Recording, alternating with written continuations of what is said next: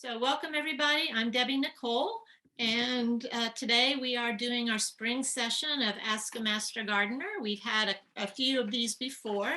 It's really more like a person-to-person helpline. So you some of you have pre-submitted your questions to us, and we have looked at them and assigned them to our team to give you your answers.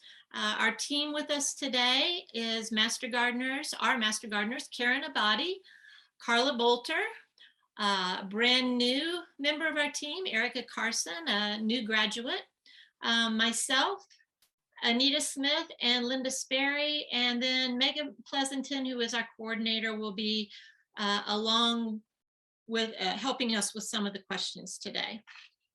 So Megan has the first question, and we'll go ahead and get started on this.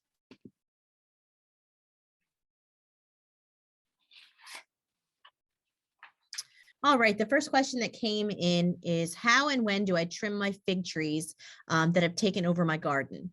So the first thing I will say is you should prune your fig trees late fall, early winter. And then if even if you dilly dally, as long as you get them done before March when they start to have new growth. So that's been the best experience with fig trees.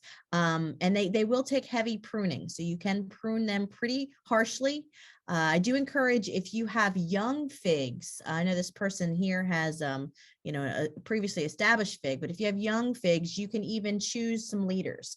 Like say you want to choose between 3 and 8 leaders and make sure that each leader has enough space to grow to be 3 to 4 diameters, 3 to 4 inches in diameter. So as it's growing, it's got proper airspace and the crown is exposed. Those are some good tips for pruning your fig trees. Let's see. That's about it. You can cut dead wood anytime. When you do make a cut, be sure that you cut back to a bud or a branch to prevent, wood decaying organisms from getting in there. That's another good tip to protect your fig trees as well. So pretty much there. They respond well to heavy pruning, so prune away, but make sure you do it late fall, early winter.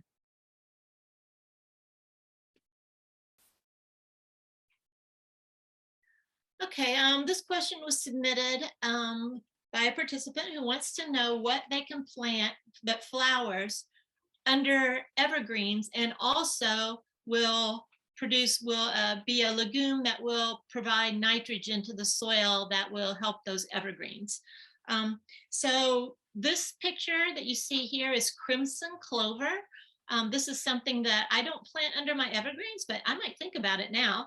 Has grown in my raised beds, and I cut it down when I'm ready to plant and work it into the soil. And that as it breaks down, it provides nitrogen. It doesn't have to break down to provide nitrogen, so it's something you can leave all the time.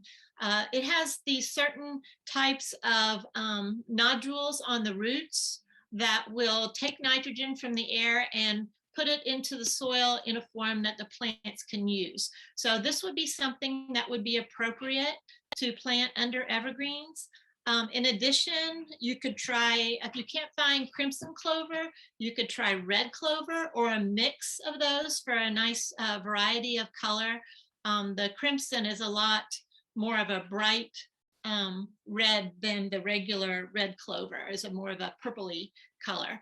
So a nice combination that you can use. Make sure that it gets sun. If it's shaded by your evergreens, it won't do as well or bloom as well. So if you can plant it in an area that you get maybe on the south side of the evergreens, so it gets lots of sun, that should work well. So there is your answer of crimson or red clover, or a combination of the two. And I'm going to go ahead and take this question also, because I do grow forsythia, although mine have had a little bit of issues the last couple of years with the blight that I've been fighting. But forsythia is an ornamental. So it's grown for its pretty yellow spring flowers that after the flowers fall, then the foliage comes out, which is also a nice compact and full foliage. So it's great for a hedge. But these are often used in combination with something that provides a good color contrast for an ornamental look. So they can be planted close to arborvitae trees. I would recommend planting them about 10 to 12 feet on the sunny side towards the south or the east or west rather than the north. Both arborvitae and forsythia can take full to part sun, so they have that in common, so they work well together in that situation. And another good thing about them that would make them good companions is that they both prefer soil that's not too wet.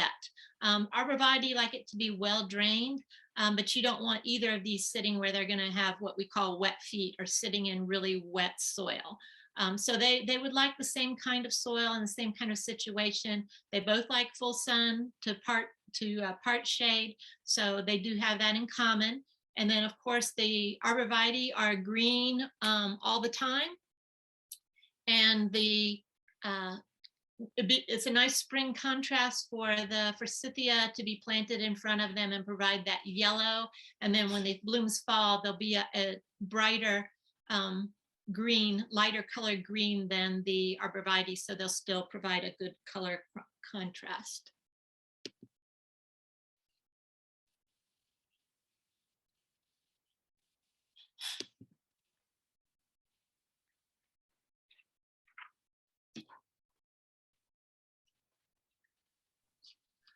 When is the best time to cut back a dogwood tree? And by and large, you want to wait until the extremely late fall or winter. It could be late winter before you do any pruning on your trees. These trees will bleed copious amounts of sap if you cut them at the wrong time. And they actually recommend trimming them just before they break dormancy in the very late winter, just before the spring dormancy break.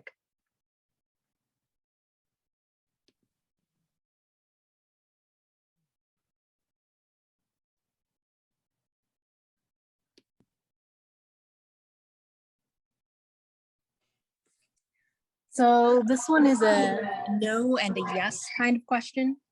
Dwarf and semi-dwarf in trees is actually a hereditary trait, so you can't turn a standard tree into a dwarf. But what you can do is manage the size, particularly with younger trees before they hit around 5 years old. You can prune them. You'll probably want to do what's called a heading cut, which is cutting the main upwards shoot of the tree from the top of the trunk, essentially. And you'll probably want to do that just above your head height. But it's best to research a little about how to prune a tree to manage it at a shorter height than its standard growth.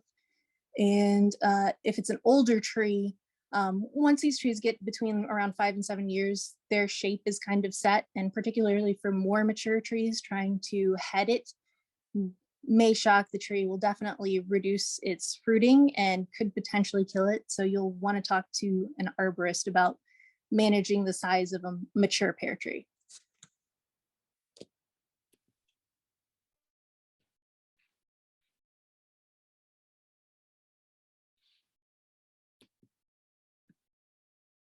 Okay, I'm going to talk to you about grapevines. I love this picture because it shows a woman pruning the grapevines at the proper time of year. This picture obviously was not taken in Delaware. Although this picture is not from Delaware, I did grow grapes one year. I had a lovely grapevine that had little tiny baby grapes on it. And then we got a hailstorm, and the hail just killed the whole thing, beat it to death. But I do intend on trying to grow grapes again next summer. I do have a plan, as I do plan ahead, and I'm preparing a space at this time because it takes a little while to get the area cleared and right for planting grapes. So how do we get the best yield? And this was actually a two-part question. So the other part was, how do I maintain one vine to produce grapes? So I'm going to answer the second part first, because if you only have one vine, you need to make sure that it's a self-pollinating variety of grape. Most of them are self-pollinating, but not all. So before you choose that, if you want to have grapes, you have to make sure, if you have only one vine, that it will be able to pollinate itself.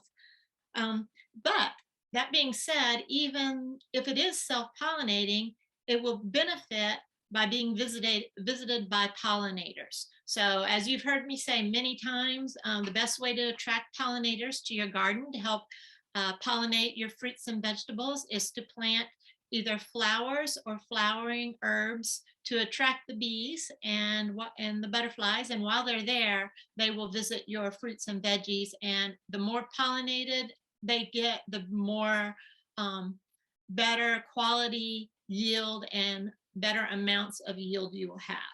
So that's that part of the question. And then if you do have this vine, how do you get the best yield? Well, the number one way to get a good yield is through proper pruning. Pruning should be done while these are dormant, and grapes need to be pruned pretty severely. The point of this is that, you know, you want the sap to be able to get to the grapes. So the closer the grapes are to the main vine, the more grapes you'll get and the better they'll be. I did find some good information. I'll try to remember to include this in your follow-up if you are interested, from the Maine Organic Farmers and Gardeners website. And it has some really step-by-step awesome directions for pruning. They have to be pruned every year, and there's, as you can see in this photo here, there's a system you can use with wires to guide the grapes out at perpendicular to the stem. And but it's a process different from what you do in the first year and the second year. So they bear fruit on year-old shoots, branches. And the first year, the new ones that come out won't bear fruit till the second year. So you have to kind of keep track of that. I have to do that with my blackberry because it works the same way. So when the parts of the vine are done producing, those need to be pruned off. In addition, you need to manage it. If it gets too full, you have a problem because, especially in Delaware, you can get fungus on your grapes, or they need sun and they need a lot of airflow. So that's another good reason to manage them with pruning. Another thing that will help in your vines to produce more is cut back or hold back on the nitrogen fertilizers. If you put too much nitrogen on your grapes, then you get a lot of green vines and growth and less fruit development, just like any other vegetables or fruits. So don't put too much nitrogen fertilizer on there. And as I said before, the number one thing to do is prune.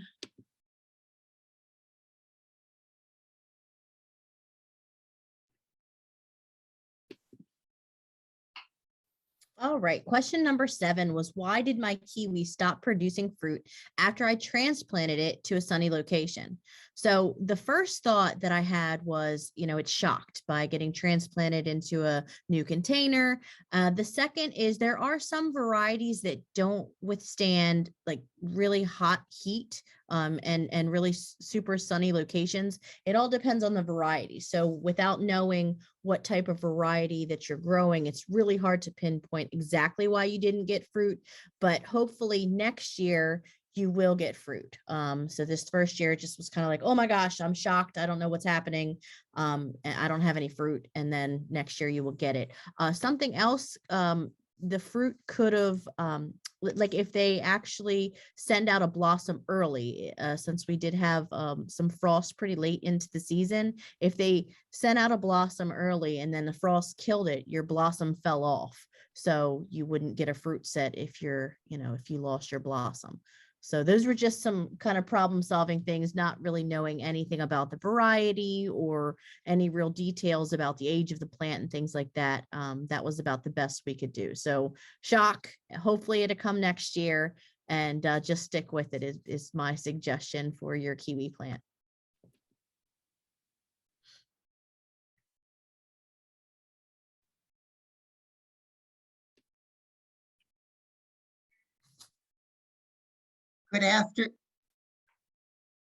Good afternoon, everyone.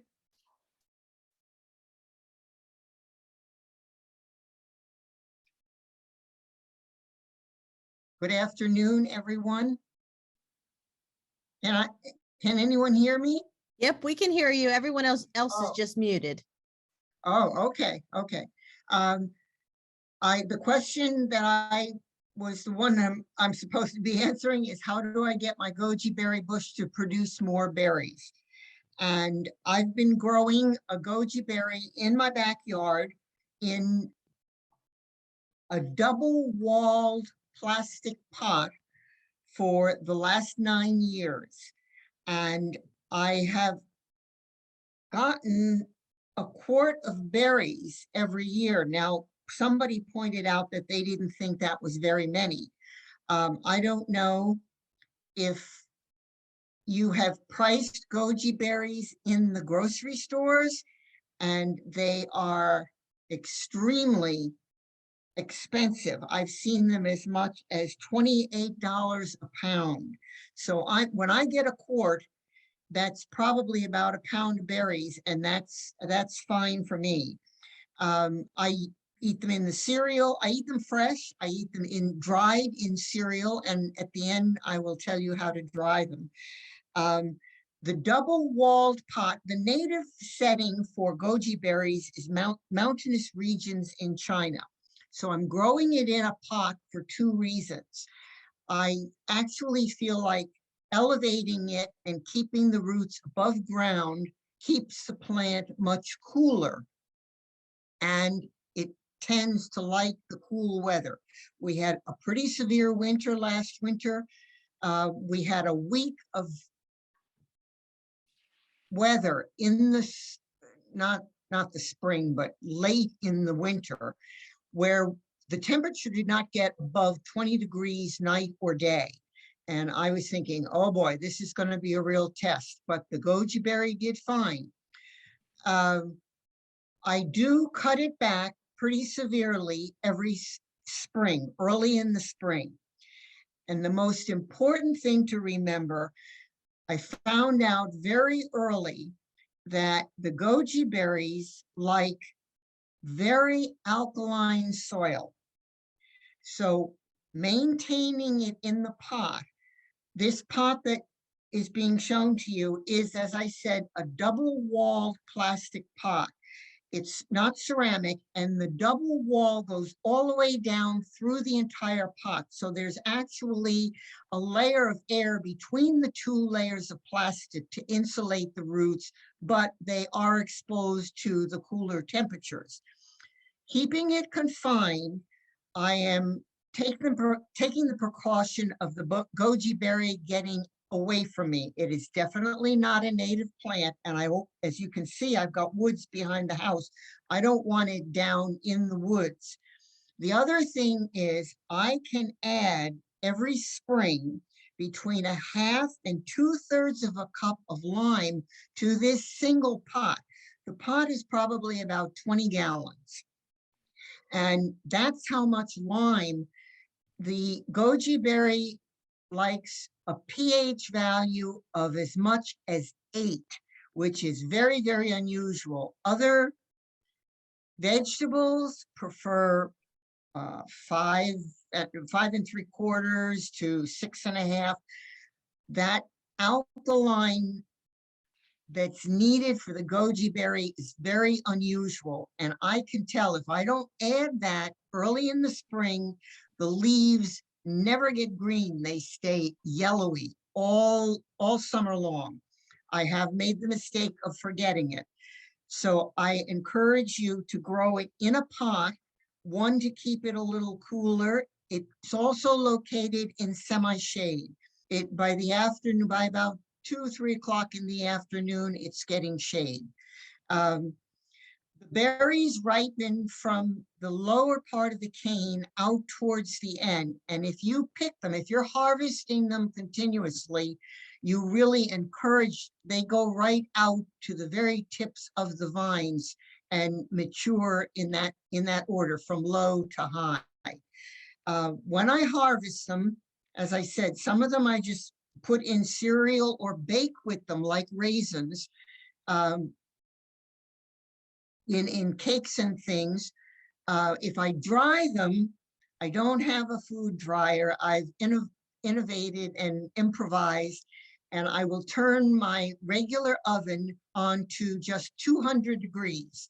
As soon as the oven heats up to 200, I have the goji berries spread on a cookie sheet on top of parchment paper. I turn off the oven, put the cookie sheet in, and just let the goji berries rest in the oven in that low heat until maybe the next day. I remember again, I pull them out, I preheat the oven to 200, put them back in after the oven's heated up.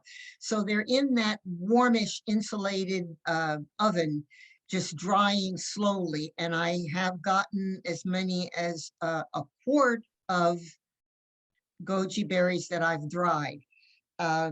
Like I said, it doesn't seem like many. I'm also eating some fresh, and at $28 a pound, it's worth it to me because I enjoy them all winter. Thank you.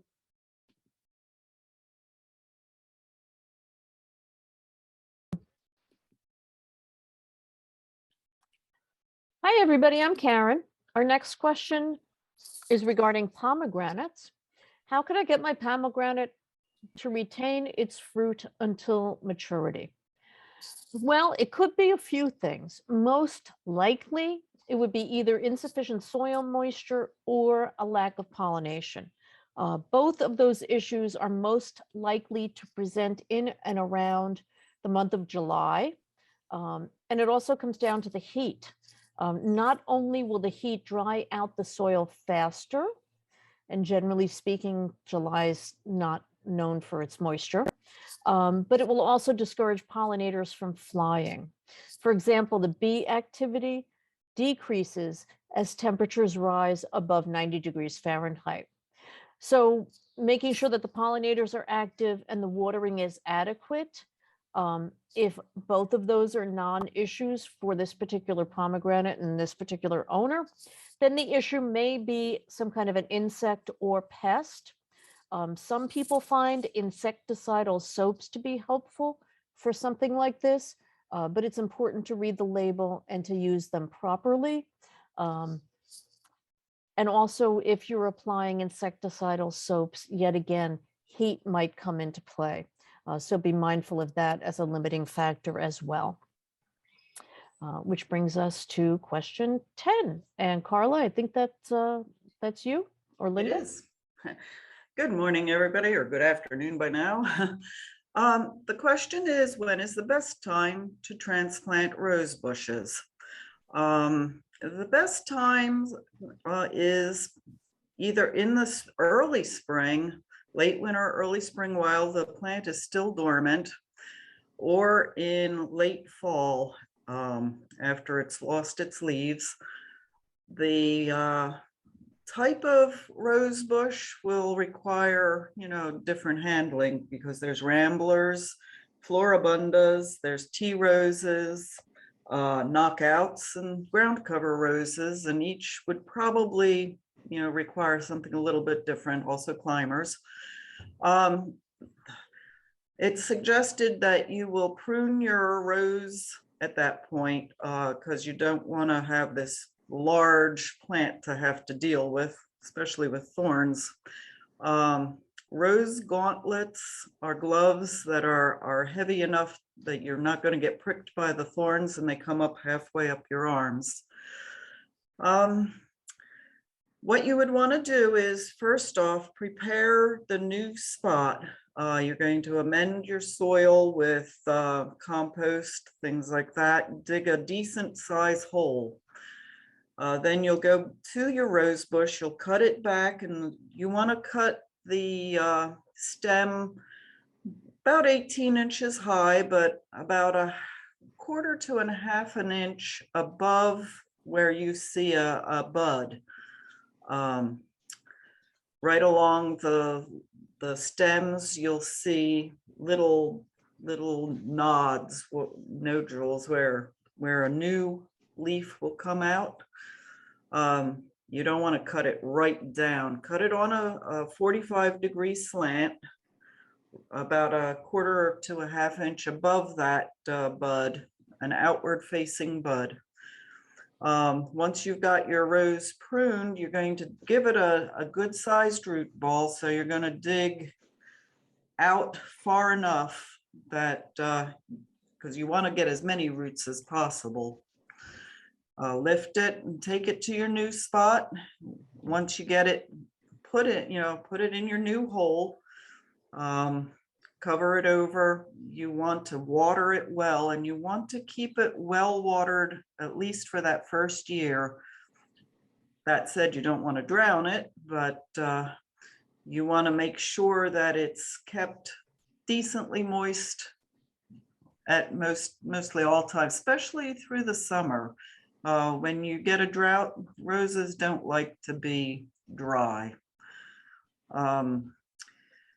There are many reasons to move a rose, and if, say, you've found that it's in the wrong spot, if it's an emergency kind of situation, you could probably move it just about any time, but you will have to baby it a little bit better throughout that point in time. You want to make sure that you've cleaned out all the dead leaves that are growing from under the rose, because you don't want to take any diseases with you to your new hole that you're digging. And I believe that's pretty much it. So the best time to dig is when they're dormant, in the winter or early spring, very late fall. And make sure that they're well watered for that first year. And I think that's about it. Thank you.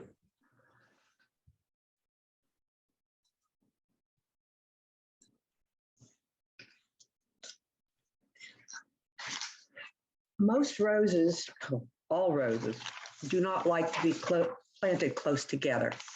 The rule of thumb is 20 to 24 inches apart for a bush. That's the minimum, although they highly recommend 30 to 36 inches in spacing. Rose bushes need adequate sunlight, really good air circulation, and in order to keep pests down, you also want to give them a lot of space. If you're planting roses in beds where you have multiple rose bushes, then you'll want to make sure that you keep your rose beds at least 5 foot apart. Again, to give the plants adequate light, air circulation, and to cut down on pests.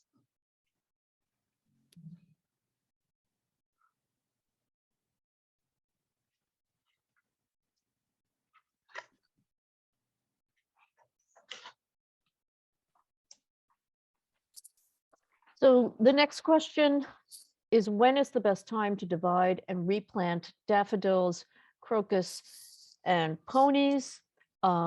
It is best to move bulbs just after they have gone dormant. Spring bulbs need their foliage to produce food for the bulbs for the next year.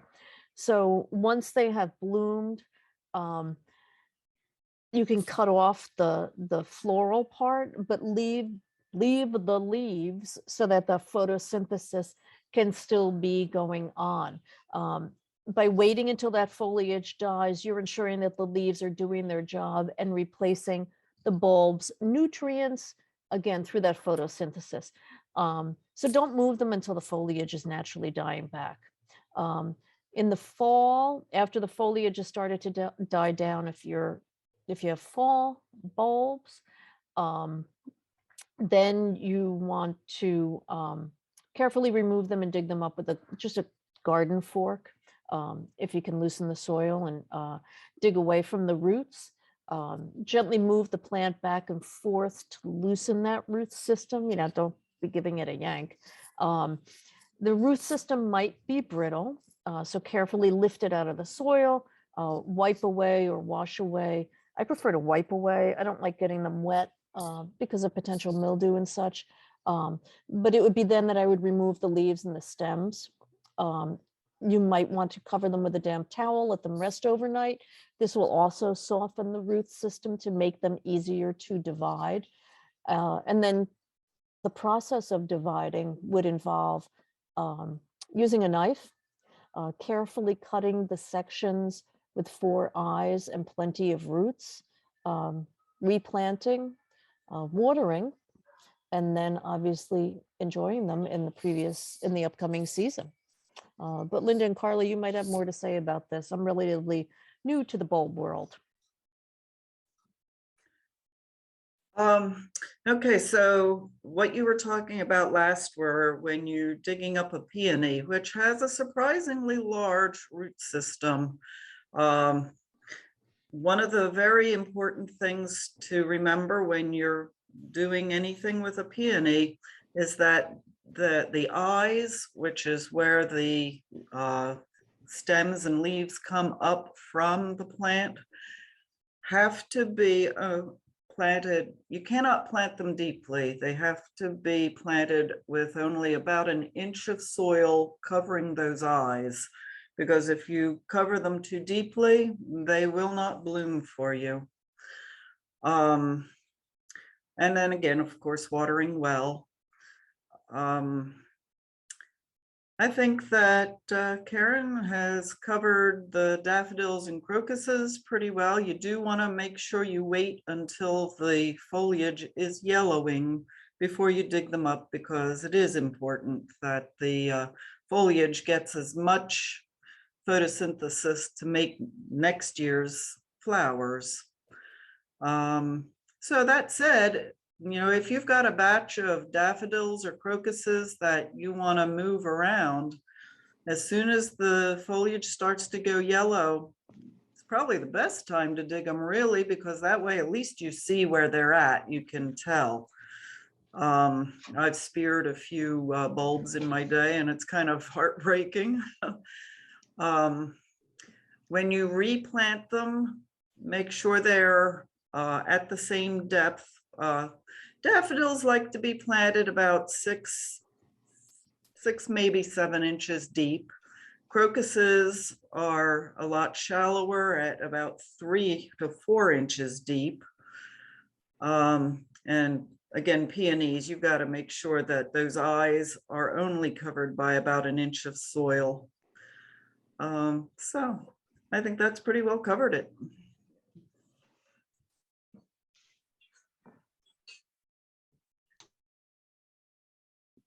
Okay, on to question 13. Okay. Yeah, I really liked this question because I kind of had this experience myself. This picture here is the actual redbud tree that we're talking about. This is a 5-foot tall Ruby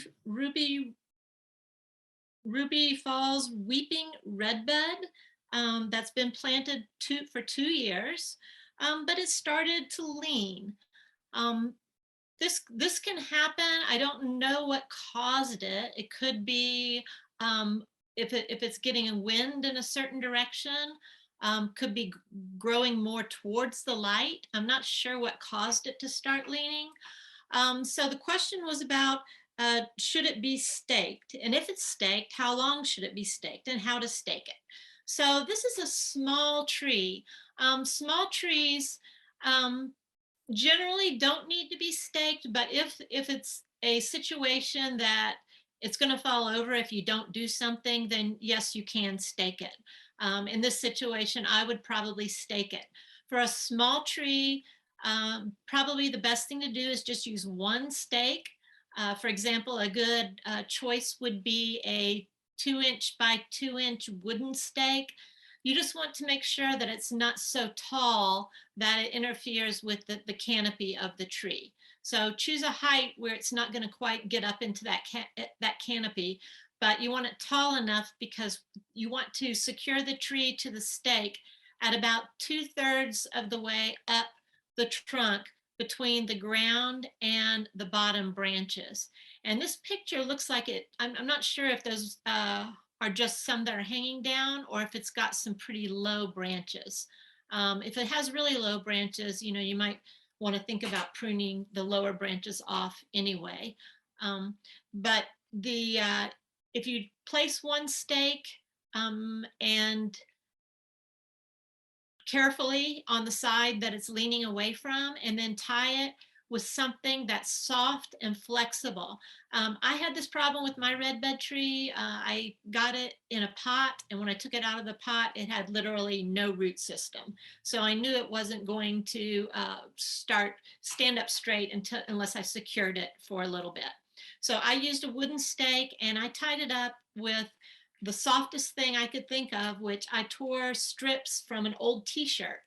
They were about 3 or 4 inches wide, and used that to tie the tree to the stake. You want to make sure whatever material you use to tie it is something that's soft and flexible, and you don't want it to be too tight, because in order for that tree to develop a good root system, it needs to be able to move a little bit in the wind.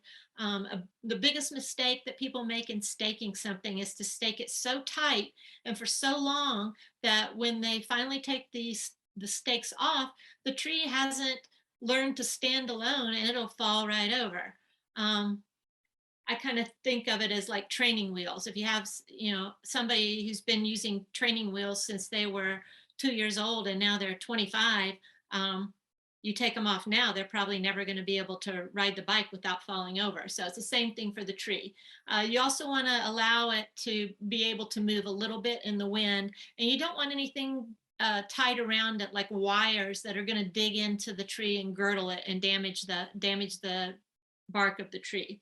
So I like the t-shirts. Some other things you can use that I've seen recommended is other fabrics. You can use like a polyester mesh, strips of old carpeting, canvas, burlap. You can even use old bicycle inner tubes, something that's soft and flexible and gives a little bit in the wind. As far as how long you should leave it up, what I would recommend doing is, if you need to stake it now, untie it in the fall and see if it stays up straight or if it starts leaning again. If it starts leaning again, you might want to keep it staked till the next growing season is over, so for about a year total. You just don't want to leave it really any longer than that, because like I said, it'll never learn to stand up by itself.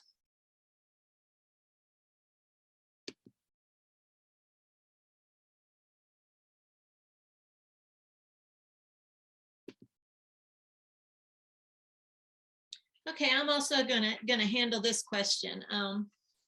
The question was originally from someone who says they keep pulling the weeds from their flower bed and they just keep coming back. I think we all can relate to that feeling. You can pull weeds, you could go out there and pull weeds every day of your life, and they just keep coming back. So the question was about using mulch or compost. You can, of course, pull the weeds and put mulch down. We don't really recommend that plastic weed block stuff, because plastic is something that's definitely not good to have in your soil. You can use compost, you can use mulch. The weeds will still eventually come back through those materials, so that's a temporary solution. But as you can see in this photo, this is actually the front walk to my front door.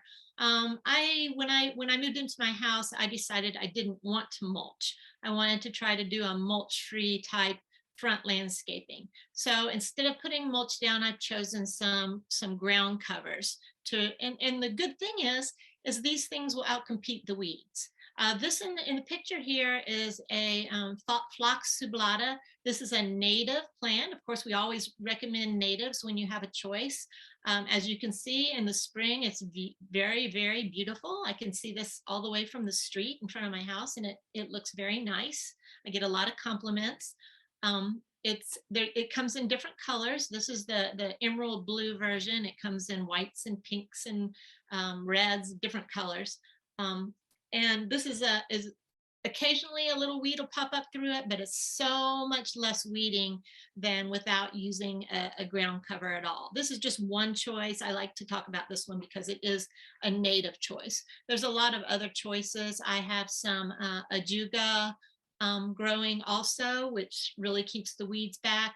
It's not native, I don't believe, but it's also contained, so it's not going to be invasive. Attracts a lot of pollinators. And I also have some sedum, which is a succulent growing in other areas. So my whole yard is always kind of an experiment, a work in progress anyway. So I try different things, but this has worked out great for me.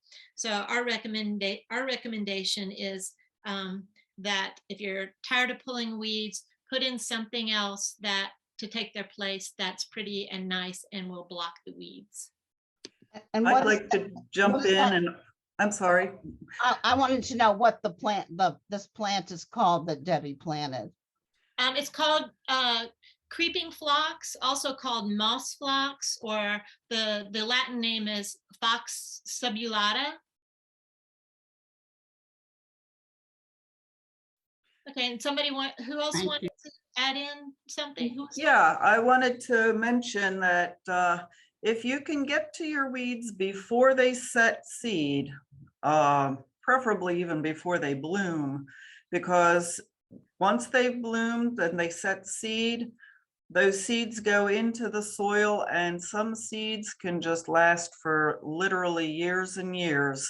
So getting to your weeding early is probably one of the best ways to, keep them from reseeding and ending up with year after year having to pull the same things. Yep. Thanks, Carla. I don't like to weed. I don't like to spend all my time weeding. So it's anything that can prevent them, and of course, if you have the time, pulling them up when they're little and small is a lot easier than letting them get out of control.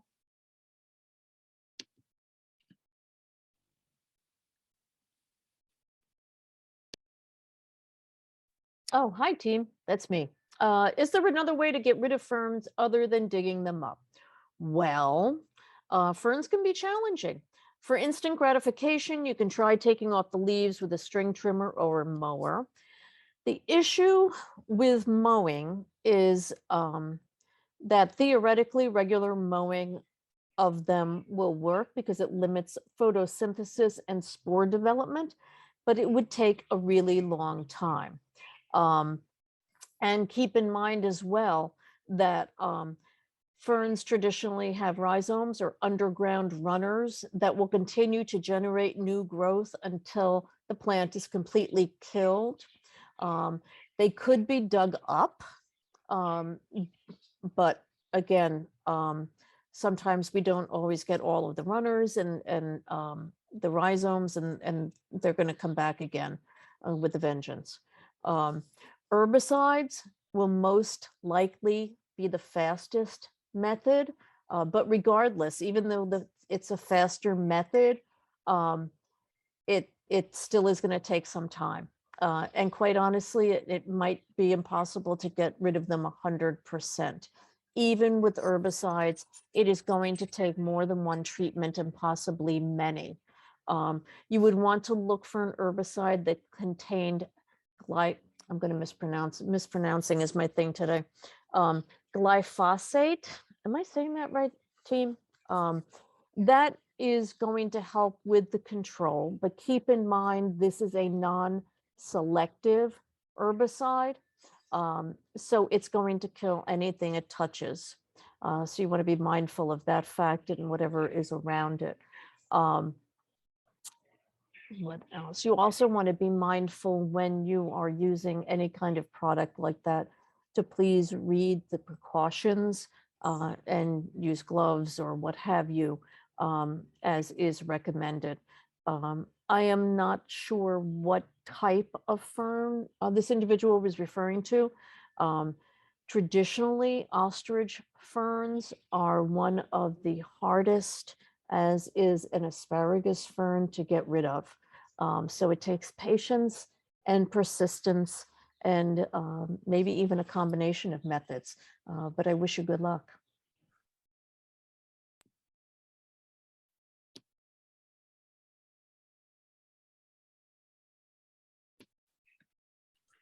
Okay, this is a good question. How to get rid of poison ivy? Uh, if there is poison ivy growing anywheres in the area, unfortunately, when it sets seed, the birds love the seeds, the berries, and you will end up with sprigs here and there. If it's a matter of just a sprig of poison ivy popping up here or there, the best thing I can say is probably to pull it as soon as you see it. Obviously, I know there are some people who aren't allergic to it. I'm not one of them. I get a terrible rash. So what I do, I probably look like an outer space person because I will literally put on a long sleeve shirt, gloves. I put on rubber gloves over that. I'll even go as far as to use the sleeves that they send newspapers in, pulling that up and over my glove, face shield, because I'm very allergic to it. You can pull them then, and then kind of like you ever watch somebody taking off rubber gloves in the hospital, they pull it. And so if you can encapsulate it in something, you can throw it out in the trash pretty safely that way. If you have a large amount of poison ivy growing, the best method I would say is probably brush killer. You can get it at any big box store. Read the directions carefully. If it says a certain amount, use that certain amount. More is not better. That said, there are goats that you can hire out. I don't know whether we have any such services in Delaware, but if you happen to live in a rural area, know somebody with goats, you can always talk to them about it. Apparently goats can eat poison ivy with no repercussions. It doesn't bother them at all. But in a practical setting, like if you're living somewhere in town, brush killer is probably going to be your best method. And there again, when the leaves are completely brown, you can pull it, but there again, I caution you because the urushiol oil, which is what everybody's allergic to, stays in the dead tissue for apparently several years. So you still would have to pretty much clad up into, protective gear in order to pull it. That and the fact that you've got roots that, trail along for quite some time. If you find it growing up a tree, you can use loppers to cut about a several foot section out of the vine. And the vines, you can tell the vines because they are very hairy, it looks. Lots of hairs that go up, you got your vine going up, but there's a lot of hairs that adhere the vine to the tree. If you chop a section out, you can paint brush killer on the part that goes into the ground. The top will die naturally because it's now disconnected from its roots. Anybody else have any ideas on that? Karen? Well, I just wanted to say two things. From my past experience, I would recommend that you don't confuse poison ivy with Virginia creeper because both can grow as a ground cover and climb trees as a vine. The Virginia creeper plants would have compound leaves with 5 leaflets rather than 3. So be mindful of that. And getting back to safety precautions, keep in mind that it's recommended when you are cleansing whatever you wore, when you are removing, whether it's poison ivy, poison oak, what have you, if you're not disposing of those clothes, to wash them or launder them separately from a family laundry and probably cleanse the machine afterwards, just to make sure, because I've seen people have allergic skin reactions with even those kinds of like secondary exposures. So that was Yeah, all. Thanks. I would say put it on pre-wash, your heaviest wash, extra rinse. You may want to consider doing it again, just to make sure that all of that is out. There are products, not sure, there's several products that you can use to wash the urushiol off your skin if you do get it on your skin, that you can buy in like a CVS or one of those, a drugstore. Washing your hands with cool water. You don't want to wash them with warm water because warm water will open your pores and let the oils in. So you want to use cool water. Dawn dishwashing detergent, for instance, to get that oil off of your skin. And other than that, I'd like to say Good a luck. word about goats. I really love goats, so I'm like a goat freak. I don't have any, unfortunately, but there's, other than my dogs, there's nothing I'd rather have than goats. There is a company that I found that it does work in Delaware. If you want to look them up, it's called greengrazergoats.com. Don't know anything about them. It's just one company that I found when I was just trying to make sure that one did exist. So the thing about goats is, and poison ivy, is they are completely unaffected by the toxins in poison ivy. Unlike other grazing animals like sheep and cows, sheep and cows will get sick if they eat poison ivy, but goats will not. Excuse me a second. Summer, come here. Sorry, my dog's whacking the door. Come here. Come here. But of course, goats will eat anything. They will eat anything.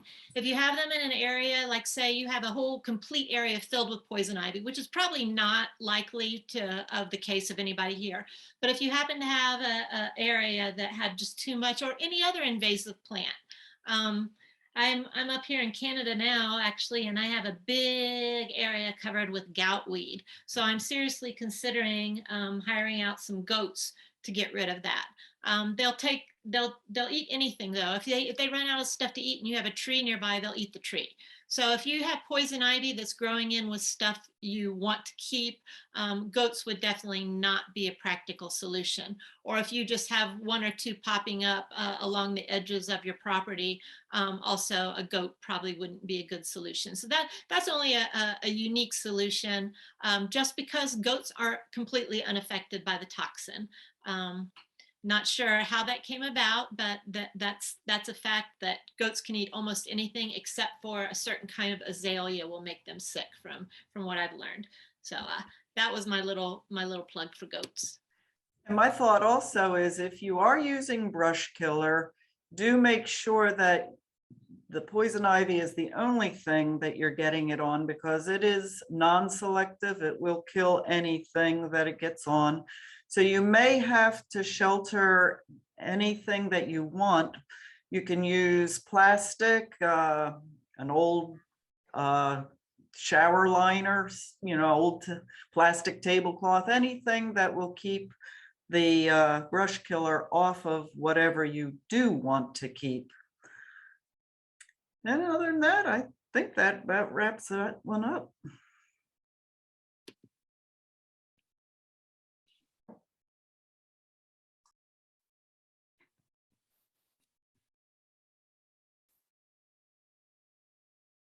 All right, Linda, are you there?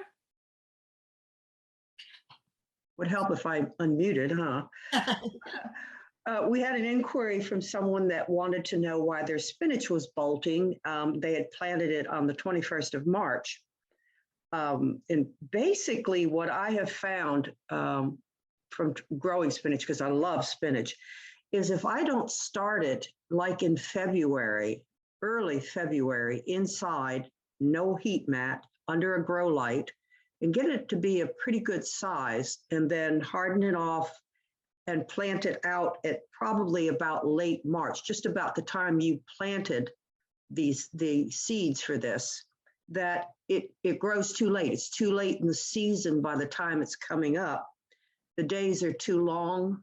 There's too much heat, too much sun, and spinach just does not like it. Actually, my spinach now is already bolted, and we've only had a couple warm days. So there you go. I've had better luck, though, planting it in my raised beds in the very late fall under hoops, and then I cover it with plastic, and it goes through the winter. Does quite well. The only time I usually uncover it is if it needs watering, which is not that often. And then when the first days come that the temperatures are about 40 degrees or better, uncover it gradually, and before you know it, you give it a little shot of fertilizer, and you've got a beautiful crop of spinach. And it'll carry you until about this time, and that's what's bolting now, is my winter crop of spinach. So that's my suggestion for you. Yeah, I also grow spinach, and mine, I plant mine in the fall also, and once it starts getting warm, it does bolt. The cool thing about spinach is you can harvest it all winter. I can push snow aside and harvest it if I planted it in the fall. But I also did a little bit of research on this question, and I don't have it right in front of me, but I can give you this information later. There are a lot, as you know, a lot of different varieties of spinach, and there are cool season spinaches, and there are some that are more tolerant of heat. There are also some, you've heard of slow bolting cilantro. There are also some slow bolting varieties of spinach. And I remember one of them was Bloomsdale, because I think that's one of the ones I've planted. And there's a list of, 4 or 5 different ones. And for some reason, I don't have it right here in front of me, but I can send that out later also. Yeah, I've also had good luck with one called Big Ruffles. It seems to be very slow to bolt, and it's big, beautiful dark green leaves. There is a Bloomsdale subvariety called Bloomsdale Longstanding, or Longstanding Bloomsdale, because there are several Bloomsdale varieties, but that one is supposed to be more bolt resistant.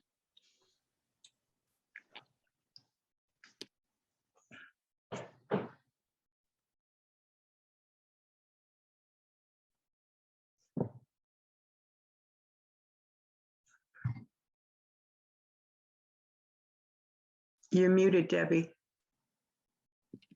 Megan was going to handle this question, but she had to go for a little bit. That's what happens when you're in charge of things.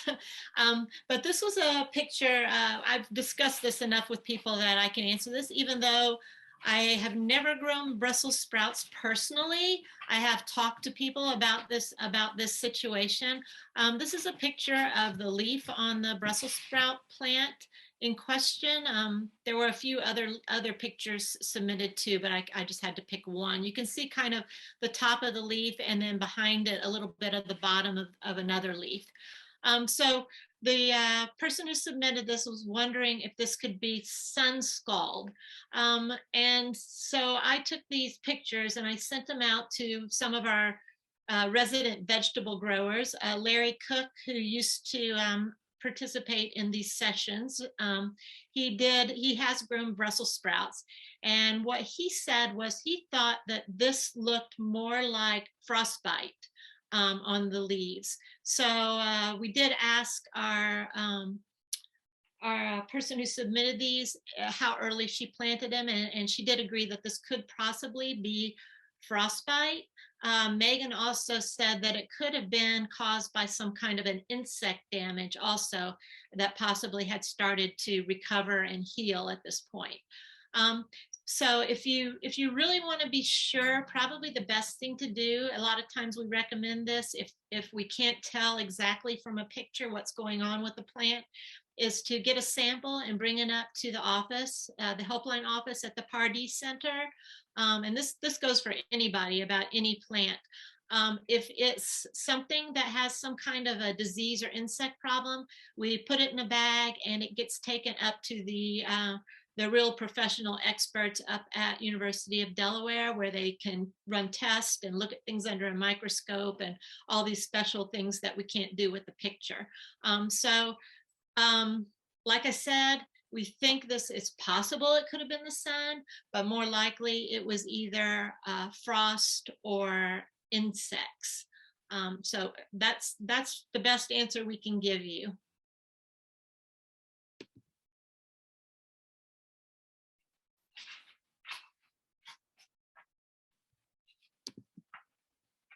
Okay, and this is actually our final question.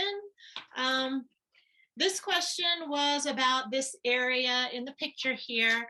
That's a shady area on a slope, and our submitter has been having a hard time getting things to grow in this area.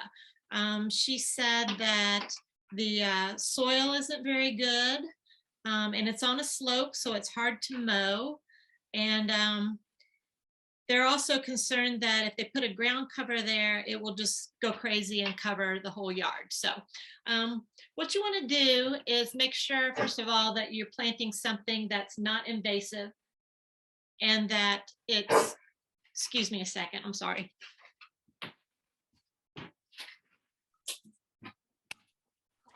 I'm going to jump in on this. Looking at this slope, it doesn't seem like there's a huge amount of area. There is a dry shade ground cover, although it is not native, that will probably work very nicely, which is epimedium, also known as bishop's hat. And that would probably work very nicely in a smaller area like this. Debbie was right. There are some ground covers that will they'll just get carried away, and you wouldn't want to deal with it because they'll spread places where you don't really want them. So I also reached out to Kathy Doyle, who is my go-to person for questions about native plants. If we're looking for something native here, planting something native will be less likely to take over your yard than something that's considered to be invasive, like the English ivy that you had mentioned, that our participant had mentioned. So Kathy Doyle's, I have a little short list here of some things that she would recommend for this area. And Carla, if you know anything about these plants, I don't have shade at my house, so I don't have a lot of experience with shade loving ground covers. I know that when I lived in Maryland, I had vinca, but vinca is now right, considered invasive, so we definitely don't want to recommend that. But I'm pretty sure that would work. But you don't want to do that because that's a no-no. So some of the ones that Kathy Doyle listed were wild ginger, crested wood fern, green and gold, heuchera. I don't know if heuchera. Okay. Foam flowers, dwarf crested iris, and Pennsylvania or Cherokee sedges. She also said that there's a native Pachysandra. I know that the question was maybe Pachysandra would work. There's a Japanese Pachysandra, which you don't want. There is a native variety of Pachysandra, which has more of a variegated leaf. It's really pretty. That might work. So another suggestion is if you're worried about something not surviving or not making it, if you plant more than one thing, I do this a lot. not only is it kind of pretty, it's a less of a monoculture, but also if something doesn't make it, you have still have something else there that can take its place. Carla, do you have anything to say about any of those recommendations? Yeah, on the green and gold, it kind of apparently depends on what species of green and gold, which is chrysogonum, that you get, because there is one form which I've got, which does get pretty rampant. Zoe can attest to that. She was looking at it this morning. It's got a grayer, kind of a grayish blue leaf, kind of fuzzy. That one I would not recommend. There's apparently a much greener form that looks like it would stay nice and neat. But as far as the chrysogonum, I don't know that I'd go with that. Wild ginger will spread. The native wild ginger will spread pretty rapidly once it gets going. What were the other ones that you had mentioned? Let's see, get back to my list here. Crusted wood fern, she said, for wet edges. I know that also that I forgot to mention that our participant said that this went down towards a swale. So I don't know how wet it gets at that swale at the bottom. So maybe that would be an area if it stays wet for a more of a fern type thing. Foam flowers, she mentioned, dwarf crested iris, the Pennsylvania Cherokee sedge. Dwarf crested iris would probably do fairly well. It does like a little more sun, I think, than what I'm seeing here. But I'm not exactly sure how much sun this area gets. Linda, did you have any thoughts on that? Well, the dwarf crested irises will spread very happily, but you're right, Carla, they do need a little bit more sun. Now, if there's some morning sun or something that comes through here, that might be adequate enough for the dwarf crested irises. And they stay pretty green most of the year until they start dying back, and then you just have the stems. But they're very easy to take care of. I have them in several places in my yard, and I really like them, especially on sloping beds where the soil tends to wash away. The dwarf crested irises will fix that soil really well. Right, and the other consideration is just how dry is that area.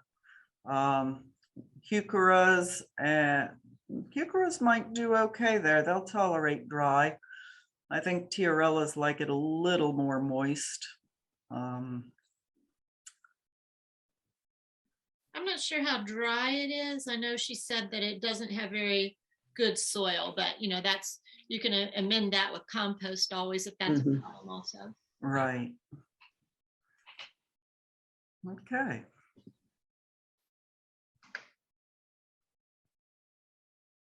Okay, and voila, that completes our 19 questions. So now we I know that we have some people here that might have some additional questions. I don't know if anybody put any in the chat box. Let me stop my sharing of my presentation here so we can see everybody.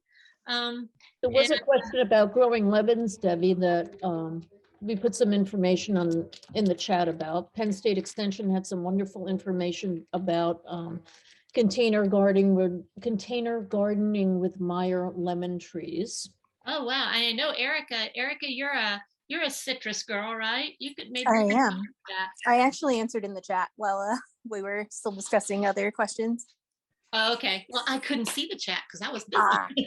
Well, I'll answer here again for the recording as well. But okay. You can absolutely grow lemons in containers and greenhouses here. And for the 3 warmer seasons in Delaware, you can actually keep those in containers or outside and grow them. I actually just put out 2 citrus trees, a yuzu and a sudachi earlier, and I have a hardy orange that stays out almost year round. Wow. And I've gotten fruit off of the yuzu and sudachi. I've never seen my hardy citrus ever bloom, so I can't really speak much to that particular variety, but lemons, absolutely. The ponderosa lemons, the pink lemons, all sorts of container lemons can be grown here. You just have to take them in once it starts, like right before the first frosts start in the winter, and then take them out when you're confident that we've had our last frost. Thanks, Erica. Are there other questions in the chat box? I know Claire, you had emailed a question that I just got after we started. So there are some other questions in the chat box. We're going to run through them real quick. So Karen asked, is it too late to plant her blueberry bush? She was waiting for the weather to stabilize. I say no. If you've got it, plant it. So, you know, the best time is the spring after frost. I believe we are free from that, and it is not too late. So is it a bare root or is it a potted? She said she was waiting for the weather to stabilize. Karen, can you unmute? Because I think it's a little bit late for bare rooted things, but if they're in a pot, I don't see why it couldn't be planted. Should be fine. I thought I had unmuted. No, it's not in the pot. It's bare root. Is it already have green leaves on it and things, or is it in like one of those bags that they come in? Yes. Okay, but it has green leaves on it? No, it almost looks like what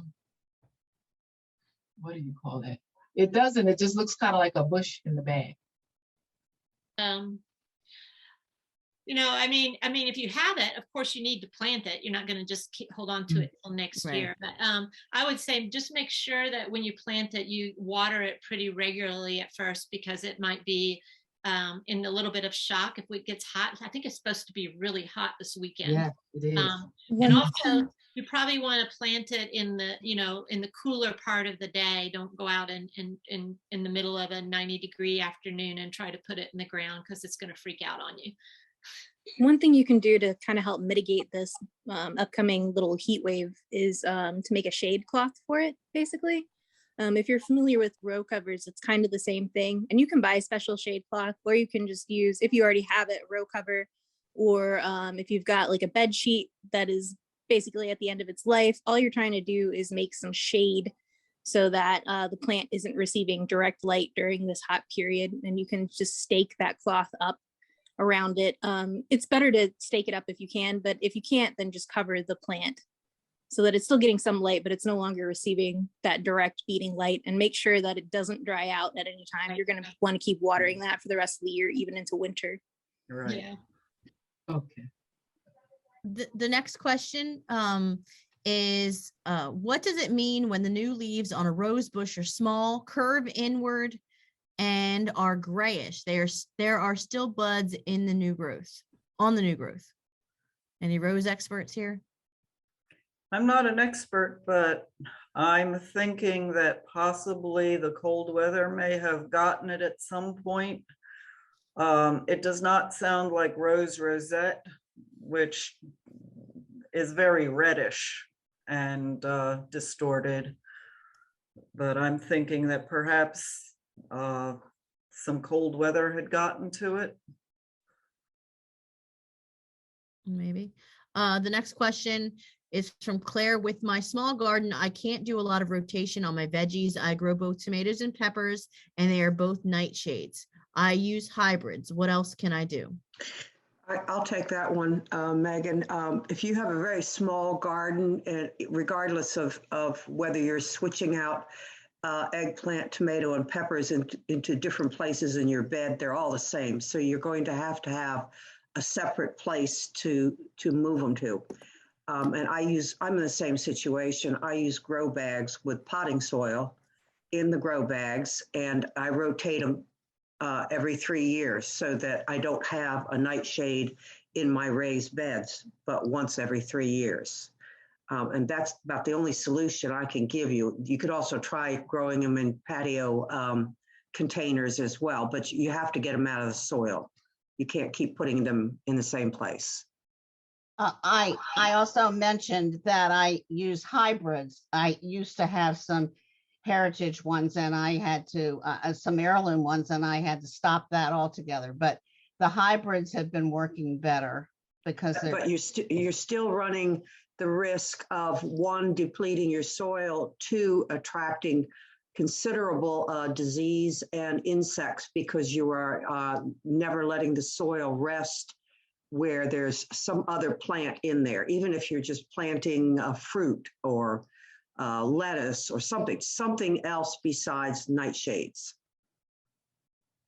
I have the same situation. I have 4 raised beds, and as Linda just said, I make a point, the tomatoes are never in the same place one year after the other, and I often follow the tomatoes and all the nightshades that you're talking about. I follow them with a legume for a whole summer, beans of some sort, because that helps replace the nitrogen, especially because that's what you're pulling out of the soil with the tomatoes. They are heavy feeders, heavy eaters, and you've got to rotate. That's really the only way to do it.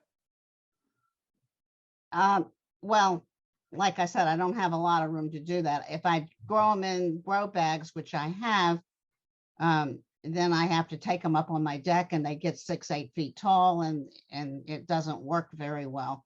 What I also have been doing is using, we plow up the bed every year and put compost in it. And I also put in, what are they called? Anaerobic.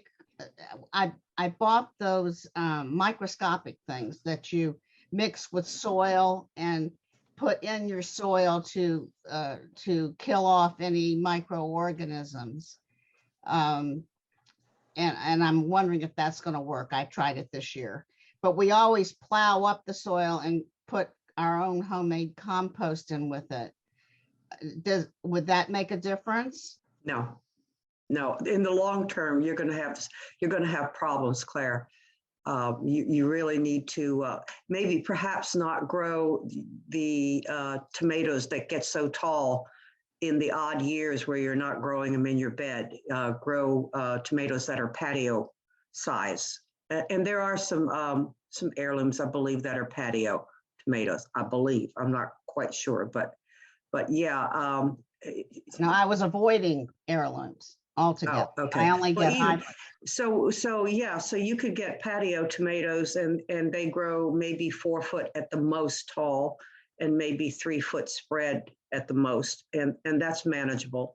And you shouldn't, once you plant them in the grow bag, you can place that grow bag on your patio. You shouldn't have to move it again until you've already harvested. And to keep your patio or your deck clean, I recommend you get like 1-inch square pieces of board, long board, and cut them just to match the size of the grow bags so that you can put these under the grow bag. And what that does is it keeps the grow bag up off the patio or up off your deck so you don't rot your deck. And it also gives it circulation, air circulation under the grow bag.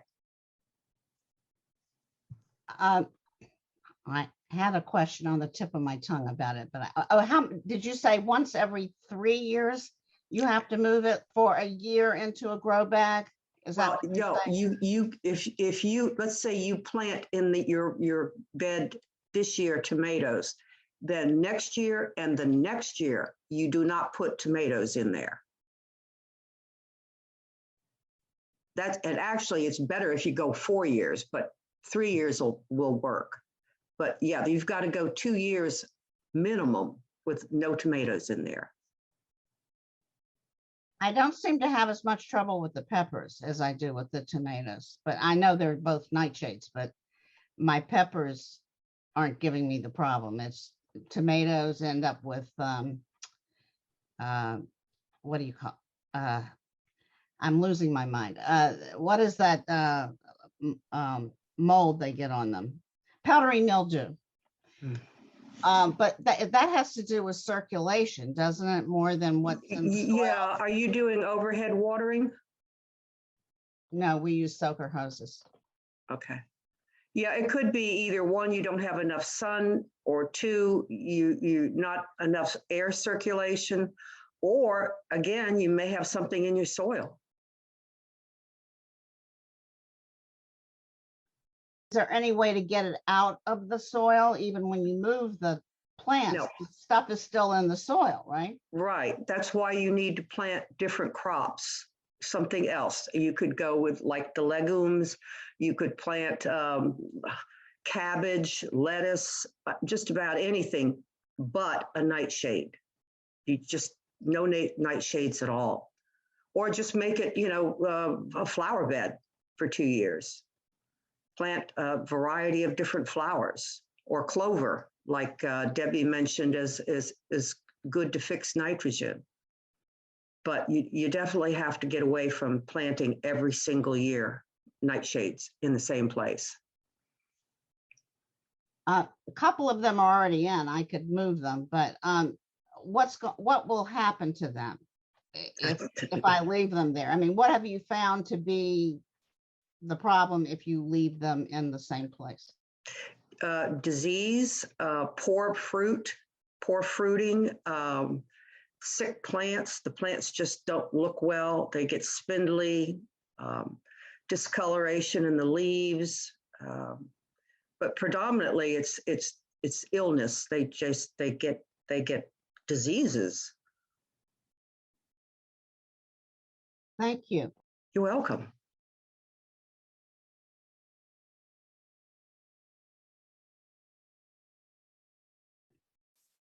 Sorry, the next question, can you hear me? Yeah, the next question is, can you advise us how far apart to plant your sweet potato slips? Debbie?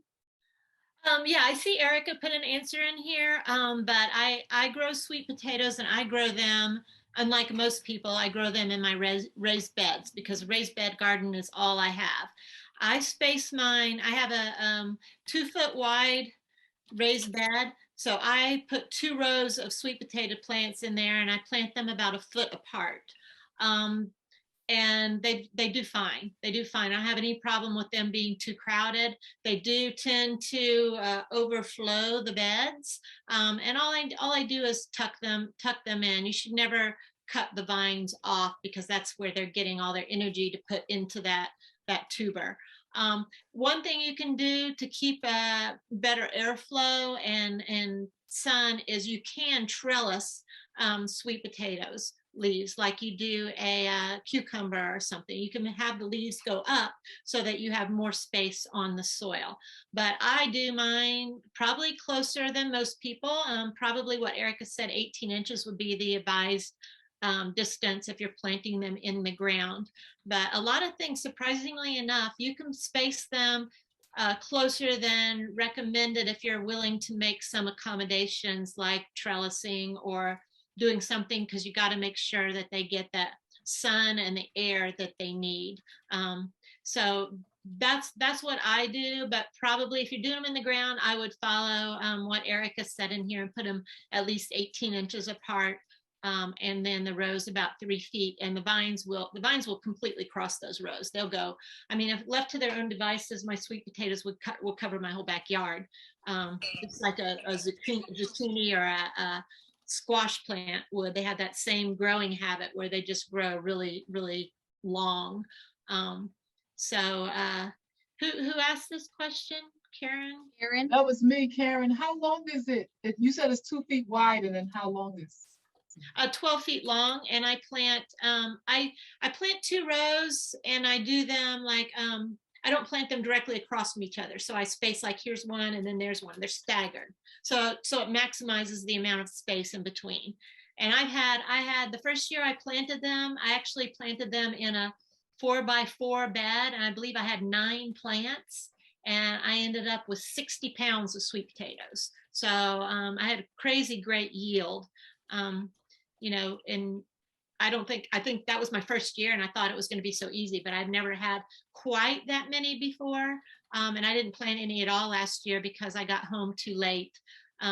I wouldn't, I personally, I'm going to plant them this year, but I'm probably not going to do it for another week or 2 weeks. They like it hot. If you plant them too early, they struggle. And I put, before I came to Canada, I put a couple that I had kept in my kitchen all winter outside, and I put them in like a kind of a little plastic greenhouse, and I staked it down. We got that big storm with all the wind, and I look on my security cameras and that greenhouse is gone. It just blew away. So I'm pretty sure the sweet potatoes didn't make it through this weird coldish weather. They don't like cold. You can take do you have a soil thermometer, Karen? No, I don't, but I'll get you one. Dandy little tools. It looks like a meat thermometer, only mine is digital. I just stick it in the soil, push the button, and it tells me the soil temperature. And you just have to make sure that the soil, I believe for sweet potatoes, needs to be at least 65 degrees before you plant them. So that's how another way you can know when it's time to plant. Thank you.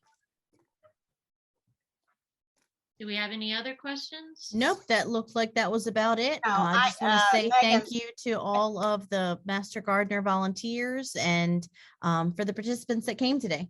Megan, I had another question under my first question about compost. Did you see that? No, I didn't see it. I thought you were talking, so I thought you asked it. I'm sorry. I was multitasking. Do you want to go ahead and ask it? Yeah, our compost produces nicely, but it takes a long, long time, and it never really gets hot. And I think it's supposed to get hot. Mhm. So I'm wondering, it takes, most of the season for it to all break down and us to get a really good, nice, rich Mhm. compost. So I'm wondering what I can do to make it either produce sooner or get hot or both. One thing you can do, Claire, is that when you put stuff into the compost, are you putting like kitchen scraps and things in there? Yes, but only vegetable scraps, nothing that's greasy or meat Right, or anything. Right, yeah. The smaller pieces you can cut things into, the faster they'll decompose. So if you cut things up into the smallest possible pieces as you can. Are you turning your pile? Yes, Okay, yes, because and watering it. And also watering it when there's no rain. okay, my final one is open, so I don't think it gets watered a lot. It's pretty moist in there. I'm not really sure about the how we would promote this, but I actually have composting worms. If you have composting worms, they will definitely help break that down faster.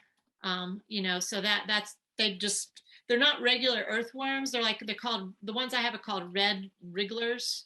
And I think they're probably the same thing as fishing worms, basically. And they will just stay in your compost. And I mean, I'm serious. I have so many, I'd be willing to share some with you. They just multiply and multiply and multiply. And every time we go to dig out compost, my husband sticks a shovel in there and pulls it out, and it's full of worms. So, Well, we have earthworms that came to it naturally, but and I guess they keep producing also, right? And would they both, can they live in company together, red wrigglers with earthworms that are already there? I mean, as far as I know, I'm not sure. What you want to make sure that you don't have are the latest invasive Asian jumping worms. Has anybody heard about those? Those things are bad. You can tell them apart because they'll have like a little gray band. Instead of like the band that's the same color as the worm, they have like a little gray, flat but not raised band around them.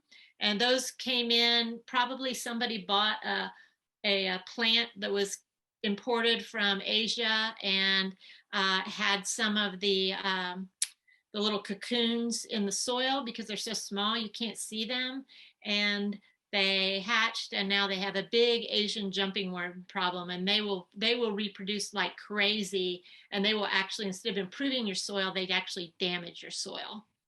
And I only know about this because somebody called in the helpline when I was working one day asking about this. And so I was like, whoa, I hadn't heard of this. I'm going to go do all this research. But they are coming into Delaware, and they are a really bad problem. So if you see a worm with a gray stripe around it, smush it. So The other thing I think I'm hearing is that it's got to be warm where my location is, and I can see the difference immediately. If the ambient temperature is below 50 degrees, everything slows down considerably. So don't keep it in the shade. Make sure it's in a very sunny spot. Well, there's your problem. It's at the back of our property and it's shady back there under trees. And we didn't want the compost in the middle of the yard. Right. So it's and at the back of compost, the compost, as it decomposes, it actually generates its own heat, which is good because it needs to reach a certain temperature. I forgot what that temperature is, like It's about 110 to 120. Okay, and the reason you want it to get to a high enough temperature is so it kills off the diseases and things that might be in the things that you put in there. So that's the main reason it needs to get hot. And it generates its own heat because it's like as it decomposes, it's exothermic reactions. It's a chemical reaction, right? But to get that started, you need a warm temperature in the air to get that started. It definitely goes faster in the summer than it does in the winter. But it does require patience because composting is nature and it's not fast. So you just have to do the right things. Cut your things up as small as you can, turn it as often as you can, keep it in a warmest spot as you can, take good care of it, and just give it time, and it will reward you. All right. Thank you all. Appreciate it. This was really a good ebb and flow of conversation and good information learned. So thank you all so much. Team. Yay, team.